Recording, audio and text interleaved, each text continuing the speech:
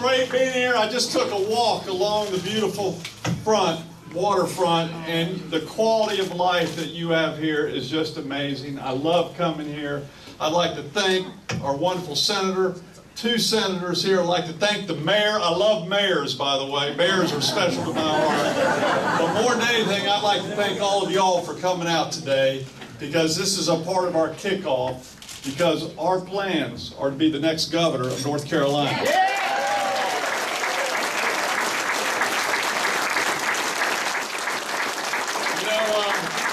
4 years ago, I came back to New Bern many times, and I remember the women's club here, the Republican Women's Club. Y'all threw me a rally that is stuck in my heart in downtown New Bern. I'll never forget the rally that y'all gave me, and the hugs that I got. It was a lot of fun. And, you know, at that point in time, both Fred Smith and I ran for governor because we wanted to change this state. We wanted to build the economy. We wanted to change the culture of state government. But sadly, the good old boy and good old girl network won. And they brought the same culture that we've had in power for so many decades in this state. And as a result of that, a lot of people have seen some tough times. A lot of friends, a lot of our neighbors, a lot of our colleagues are barely hanging on their job right now, or having difficulty making their house payments. Or if they're in the real estate industry, or if they're in the construction industry, they're having very, very tough times. If they're a small business person, they're trying to just keep their doors open and keep their employees employed, and having a tough time paying the ever-increasing taxes that our state government wants to put on them. That's right. It's tough out there as a result of the leadership that we've had in North Carolina for far too long. That's right. But we've got some good news recently. Oh, We'll have a new governor next year.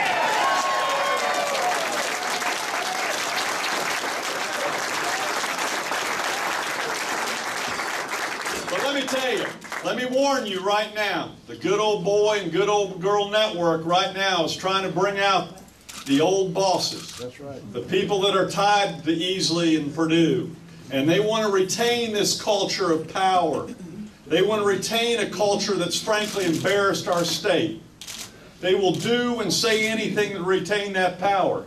But I'm telling you right now, we're going to beat that power, because we're running for governor because I want to fix this broken economy, and we're going to fix this broken government in North Carolina. Yeah.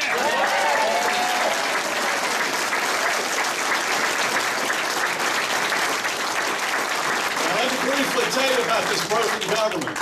It's been headlines that have embarrassed this state, from FBI investigations to people being indicted, to high dropout rates in our colleges and our high schools, to businesses shutting down, to houses being foreclosed. It's an embarrassment. But let me tell you a story about our broken government right now. The broken government is an example that can relate to all of you. Back in October, I turned 55. Uh-oh. Oh. Or was it 45? I can't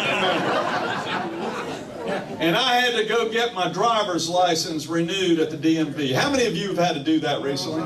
Raise your hand.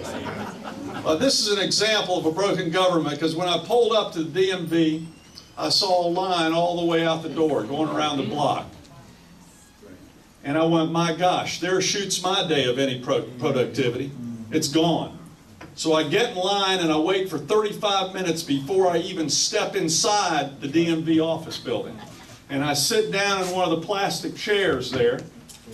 And while sitting there, first of all, a thought come to me, and I said to myself, I've got to run for governor. This is ridiculous. But the second thought that came to my mind is nothing has changed in the DMV since I got my first driver's license at the age of 16 in Jamestown, North Carolina, where I grew up. That's right. Nothing has changed. Well, except for two things have changed in DMV when I got my driver's license. The first thing has changed. You used to have to move from chair to chair to chair as the line progressed. But boy, with the new technology that's available today, they now give you a slip of paper with a number on it. The only other thing that's changed is every 4 or 8 years, you get the same old boss Picture on the wall right above the eye machine. Yeah. Ladies and gentlemen, we're not going to have that picture up there anymore. Yeah. In fact, there's no need for a governor's picture to be. We're going to save some money. We don't need our picture at the DMV. We're going to change the DMV. And this broken economy that we have in North Carolina right now. You know, over 425,000 people are now unemployed in this state. Over 425,000 people. That's more than the populations of New Bern and Asheville and Gastonia and Jamestown combined. Combined.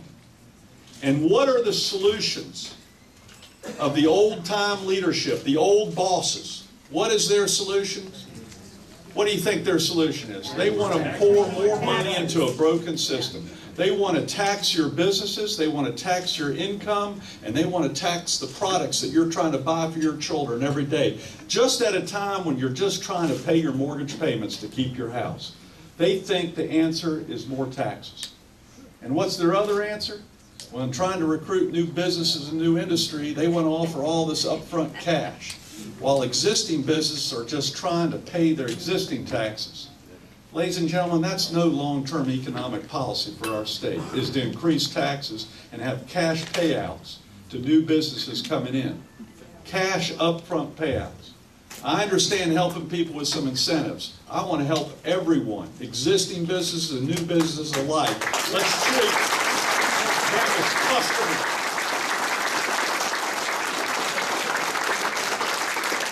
Oh, we can do so much better to fix this broken government and to fix this broken economy. And now let me tell you some of the things I want to do just to fix this government right now. Ladies and gentlemen, first of all, we need to reduce the bureaucracy and the staff overhead. That's right. You know, as I travel, and we need to institute a culture of customer service. And we're going to have to accept the state is broke along with the rest of the nation is broke. You cannot live off of debt. So as you've had to do in your own households, as you've had to do in your own businesses, we're going to have to demand from government that they have to do more with less. And you know, I've learned this as I've been in the private sector for 28 years, and I've stepped out of the political bubble for the last 2 years, and I've been on manufacturing plant floors across this state. And every day in a manufacturing company, the plant foremans are saying, how can we do this better for less and still make a quality product? Because that's what our competition is doing. It's the culture that's ingrained in these companies that are trying to survive. I want that same culture to be in state government. They have to look for new innovative ways to do things better with your money, right?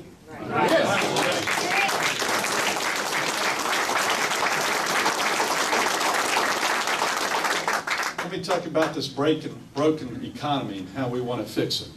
I'll tell you the first thing we're going to do as your next governor is we're going to get into the energy exploration business.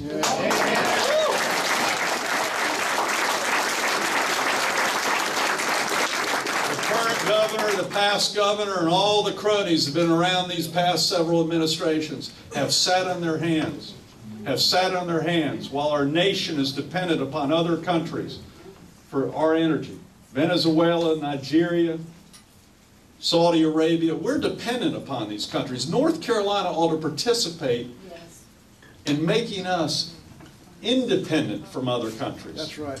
Independent from other countries. Why are we sitting on the sidelines? As your next governor, I'm going to form a compact with the Virginia governor and the South Carolina governor, two very good governors. And we're going to form a compact, and we're going to begin exploration for natural gas. Not just offshore, but energy.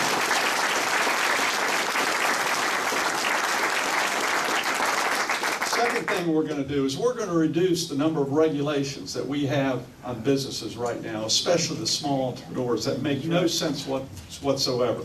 Right now we have thousands of regulations. The current governor has cut 20 of them in this massive study that was initiated a year ago. I mean, this is hurting businesses' chance to survive right now.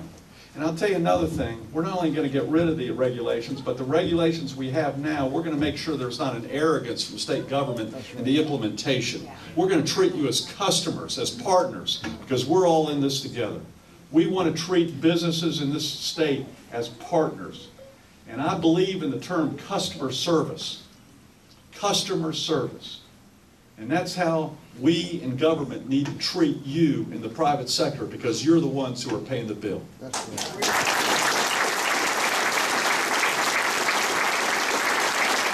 I have a whole laundry list of things that we want to do in both the public and private sector, but I'm going to talk about another issue that I'm telling you right now, the other party thinks like they own it. And that's the issue of education. The good old boy and good old girl network, the bosses that have controlled this state for so long, feel like they know the answers to education. And they're saying right now, well, if we don't pour more money into education, that means you're against education. Ladies and gentlemen, just the opposite. I got my teaching degree when I graduated from Catawba College in Salisbury, North Carolina. Teaching is my passion. Education is my passion. In fact, my goal is to still be a teacher. And after we serve 2 terms as your next governor, I'm going to get a promotion and become a teacher. But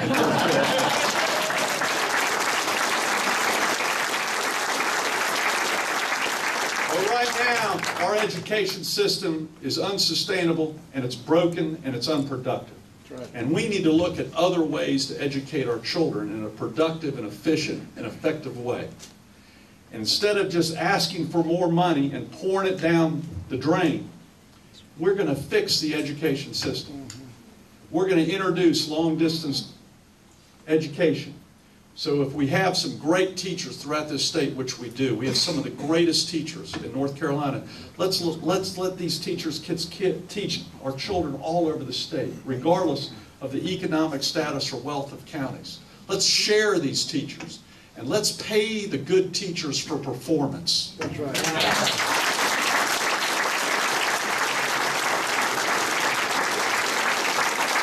You know, when I was at school at Ragsdale High School growing up in Jamestown, we all knew who the good teachers were. The principal knew who the good teachers were.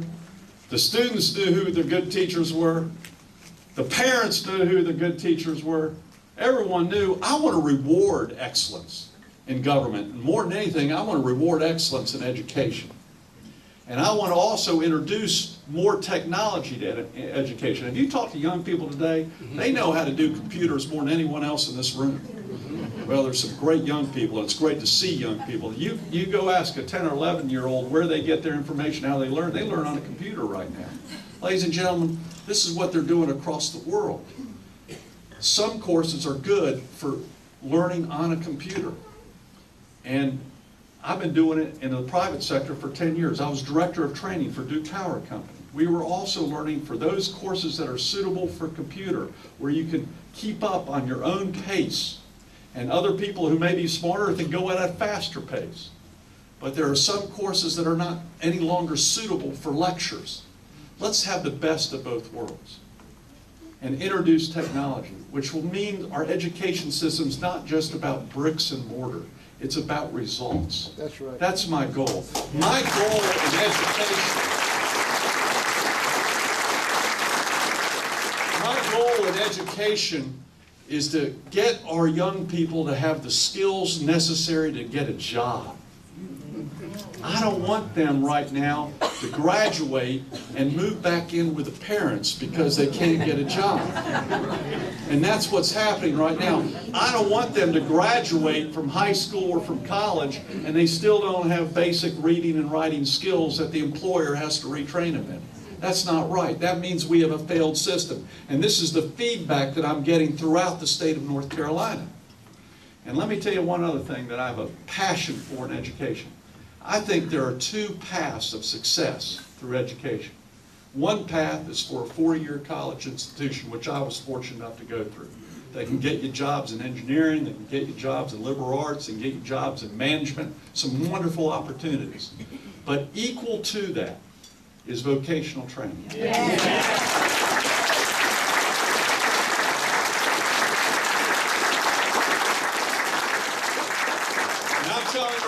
As I go across this state and talk to employers, they're going, can you find me a welder? Can you find me a mechanic? Can you find me a plumber? That's right. My wife has asked me that several times. She looks at me and says, Pat, the pipe busted. Can you fix it? And I go, I have no idea. We're going to have to hire a plumber. The plumber comes, and you know what? They make good money. And guess what? They deserve good money because they have a skill that's desperately needed. And we've got to start treating vocational training in our high school and our community colleges with respect. It's two successful paths that we need to show our children. And I guarantee if we start having that philosophy, we're going to have a decrease in our dropout rate. We're going to have more people that move in with their parents and they'll build their own homes.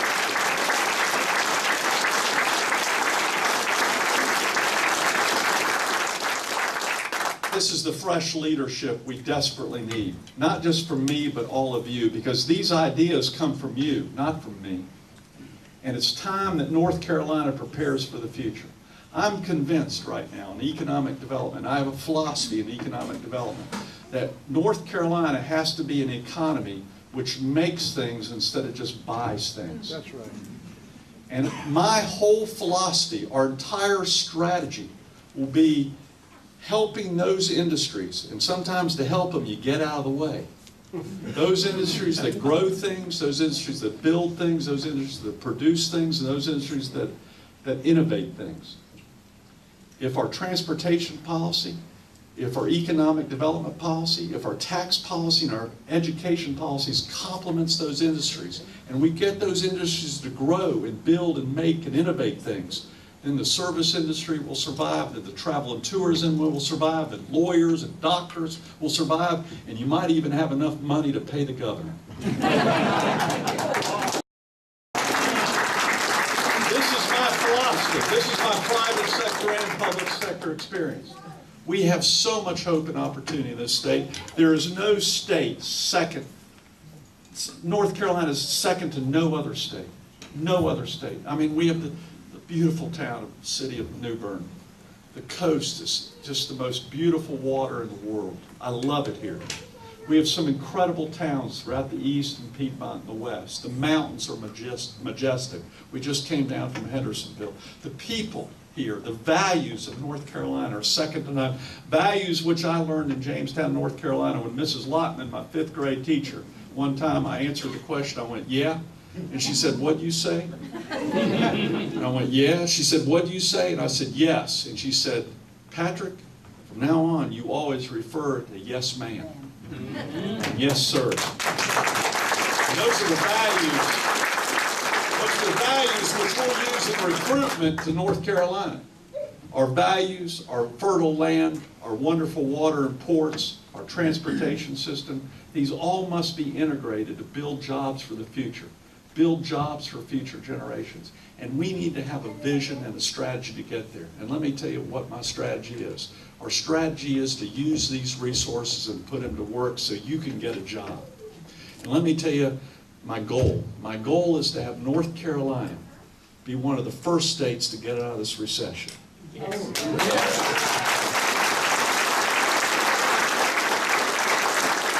Tell you my vision for North Carolina, regardless of where you live, the east, the Piedmont, the west, regardless of where you live, I want you to have the opportunities of a big city, but I want you also to have the choice of having a small town quality of life.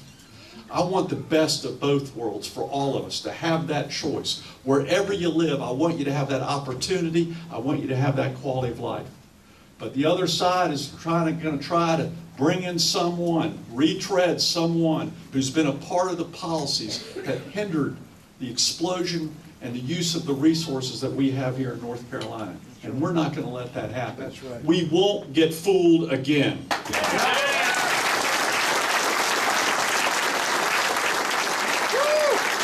I hear you say it? We won't get fooled again. One more time. We won't get fooled again. And what they're going to try to do, as the song says, the song that I grew up with, sorry, I was an old rocker for all y'all. The song also says, meet the new boss, same as the old boss. That's their goal. They want a new boss that's just going to be like the failed old boss of the past of the easily Purdue administrations. What's going to happen? We won't get fooled again. Ladies and gentlemen, my goal is not to be your boss. My goal is to be your governor and lead this state to be the greatest state in the nation, so our next generation will have the same great quality of life that we have. And we're going to need your help. We're going to need your commitment. We're going to need your energy. We're going to need your money, because they're going to come to us with everything they have. But we will win, because I'm convinced the people will not be fooled again. God bless you. Thank you very much for coming.